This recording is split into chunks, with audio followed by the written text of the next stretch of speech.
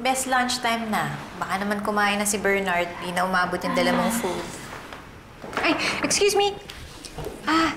Si Yes, Bernard, nakita niyo? Eh, ma'am, nasa meeting po siya eh. Pero baka pabalik na rin po siya, ma'am. Okay, sige. Thank you, Dito na lang natin hintayin si Bernard.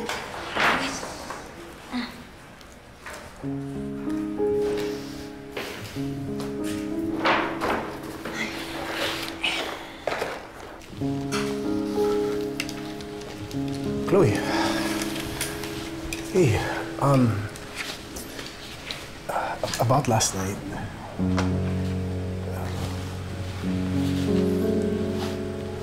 Tinamayan lang kita.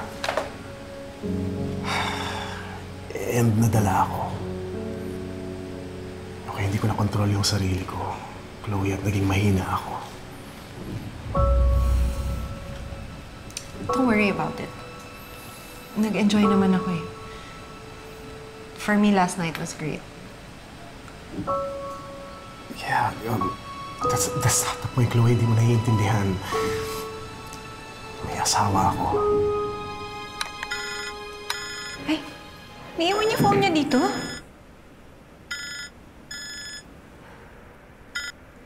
Hello? Sorry mali yata ang natawagan ko. Ay, si Bernard ba kailangan niyo? Sino to? Asawa niya ho to. Si Bernard kasi nasa meeting siya ngayon. Naiwan niya nga tong telepono niya dito sa desk. May asawa na pala tong si Bernard. Buti pala maaga kung tinapos ang meeting namin kagabi. At merong magagalit na commander. Pasensya na nga pala kung bigla na naging meeting namin, Okay lang ho. Sir, pasensya na tama ho ba yung pagkakarinig ko? Maaga kayong natapos sa meeting kagabi? Yeah, bago pa mag 9 PM, tapos na kami. Okay, at mali yung nangyari sa atin. If it's okay, baka pwedeng kalimutan na lang natin yung nangyari. Kasi baka may makaalam pa. Okay. My lips are sealed. Okay.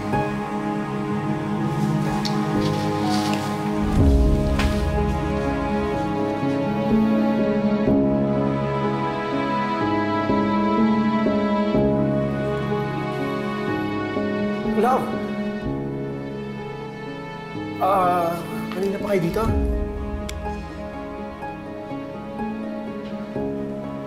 Tumawag yung client mo. Maaga daw kayo natapos sa meeting niyo kagabi. Oo. Yes.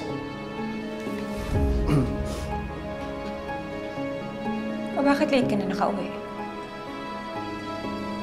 Akala ko napainom kayo sa meeting niyo. Paano mangyayari yun? Saan ka nanggaling kagabi? Bernard, ano?